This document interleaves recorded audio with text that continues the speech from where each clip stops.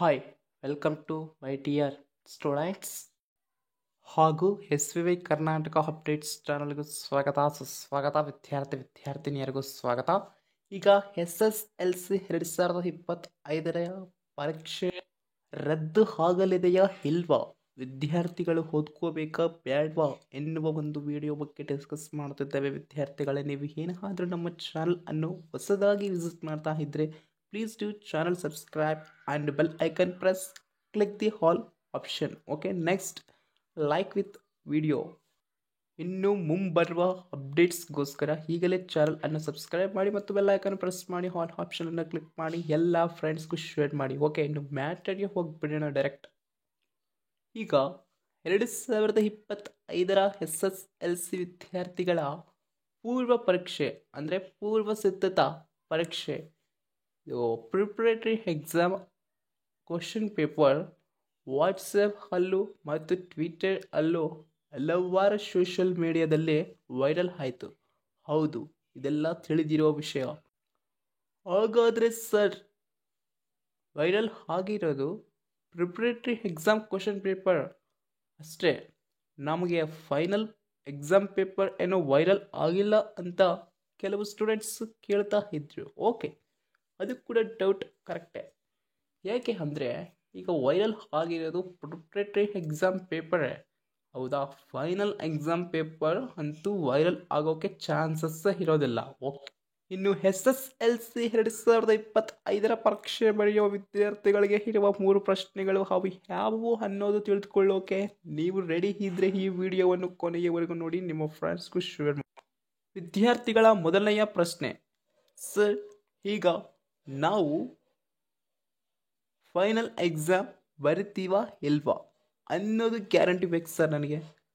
ಈಗ ನಾನು ಓದಬೇಕಂತ ರೆಡಿ ಇದ್ದೀನಿ, ಬಟ್ ಓದಲಾರ್ದೆ ಕೂಡ ಇದ್ದೀನಿ. ಯಾಕೆ ಅಂದರೆ ನನ್ನ ಮನಸ್ಸು ಏನಂತ ಹೇಳ್ತಾ ಇದೆ, ಫೈನಲ್ ಎಕ್ಸಾಮ್ ಇರುತ್ತೋ ಇಲ್ವೋ ಅಂತ ಹೇಳ್ತಾ ಇದೆ.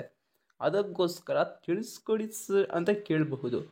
100ಗೆ 100% ನಿಮ್ಮ ಎಕ್ಸಾಮ್ ಅಂದರೆ ಫೈನಲ್ ಎಕ್ಸಾಮ್ ನಡೆಯುತ್ತೆ. ಯಾವುದೇ ಕಾರಣಕ್ಕೂ ನಿಮ್ಮ ಎಕ್ಸಾಮ್ ಪೋಸ್ಟ್ಪೋನ್ ಮಾಡಲ್ಲ. ನಿಮ್ಮ ಟೈಮ್ ಟೇಬಲ್ ಯಾವ ರೀತಿ ರಿಲೀಸ್ ಮಾಡಿದ್ದಾರೆ, ಪರೀಕ್ಷೆ ಕೂಡ ಆವತ್ತಿನ ದಿನ ಆ ಟೈಮ್ಗೆ ಇರುತ್ತೆ. ಪ್ರತಿಯೊಬ್ಬರು ಹಾಜರಾಗಿ ಪರೀಕ್ಷೆಯನ್ನು ಬರೆಯಬೇಕು ಅಂತ ಸೂಚನೆ. ಇನ್ನು ಎರಡನೆಯ ಕ್ವೆಶನ್, SSLC 2025ರ ಪರೀಕ್ಷೆ ಮಾರ್ಚ್ 21ರಿಂದ ಹಿಡಿದು ಏಪ್ರಿಲ್ 4ರವರೆಗೆ ನಡೆಯಲಿದೆ. ಹೌದು ವಿದ್ಯಾರ್ಥಿಗಳೇ, ಇದು ನಿಮಗೆ ತಿಳಿದಿರೋದೇ ವಿಷಯ.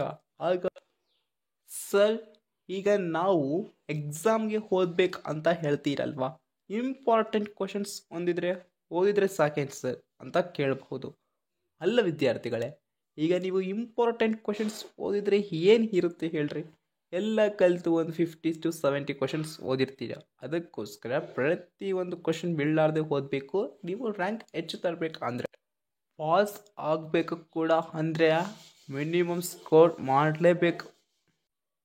ಇನ್ನು ಮೂರನೆಯ ಪ್ರಶ್ನೆ ವಿದ್ಯಾರ್ಥಿಗಳದು, ಸರ್, ನಾವು ಈಗ ಫಸ್ಟ್ ಟೈಮ್ ಅಲ್ವಾ ನಮ್ಮ ಸ್ಕೂಲ್ ಬಿಟ್ಟು ಬೇರೆ ಸ್ಕೂಲ್ ಅಂದರೆ ಬೇರೆ ಸೆಂಟರ್ಗೆ ಹೋಗಿ ನಾವು ಈ ಪರೀಕ್ಷೆ ಬರೆಯಬೇಕಲ್ವಾ? ಹಾಗಾದರೆ ಅಲ್ಲಿ ಸಿಸ್ಟಮ್ ಹೇಗಿರುತ್ತೆ ಸರ್? ನಮಗೆ ಸ್ವಲ್ಪ ಭಯ ಆಗ್ತಾ ಇದೆ. ಯಾಕೆ ಅಂದರೆ ಇದು ಹೊಸದಾಗಿ ಬೇರೆ ಸ್ಕೂಲ್ ಅಲ್ಲಿ ಹೋಗಿ ಪರೀಕ್ಷೆ ಬರೆಯಬೇಕಲ್ವಾ, ಅದು ಸ್ವಲ್ಪ ಭಯ ಇದ್ದೇ ಇರುತ್ತೆ ವಿದ್ಯಾರ್ಥಿಗಳಿಗೆ ಎಲ್ಲರಿಗೂ.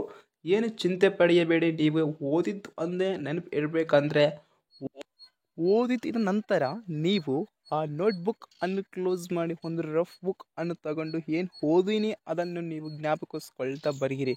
ಎಕ್ಸಾಮ್ ಹಾಲ್ ಅಲ್ಲಿ ಸ್ಟ್ರಿಕ್ಟ್ ಆಗಿ ಹೇಗೆ ಬರೆಯುತ್ತೀರೋ ಹಾಗೆ ಕುಂತ್ಕೊಂಡು ಬರೀರಿ. 100ಗೆ 100% ನಿಮ್ಮ ಮಾರ್ಕ್ಸ್ ಇನ್ನೂ ಹೆಚ್ಚು ಆಗ್ತಾ ಹೋಗ್ತದೆ, ಇದು ಗ್ಯಾರಂಟಿ ಅಂತ ಹೇಳ್ಬೋದು. ನೀವು ಬಹಳ ಎಚ್ಚರಿಕೆಯಿಂದ SSLC 2025ರ ಪರೀಕ್ಷೆಯನ್ನು ಮುಗಿಸ್ಕೊಳ್ಬೇಕು ವಿದ್ಯಾರ್ಥಿಗಳೇ. ಯಾಕೆ ಅಂದರೆ ನೀವು ಏನು ಆದರೂ ಆಬ್ಸೆಂಟ್ ಆಗಿರಿ ಅಂದರೆ ಮತ್ತೆ ಕಟ್ಕೊಂಡು ಬರಿಬೇಕಾಗ್ತದೆ. ಇಷ್ಟು ಅಂತ ಇರುತ್ತದೆ ಒಂದು ಸಬ್ಜೆಕ್ಟ್ಗೆ.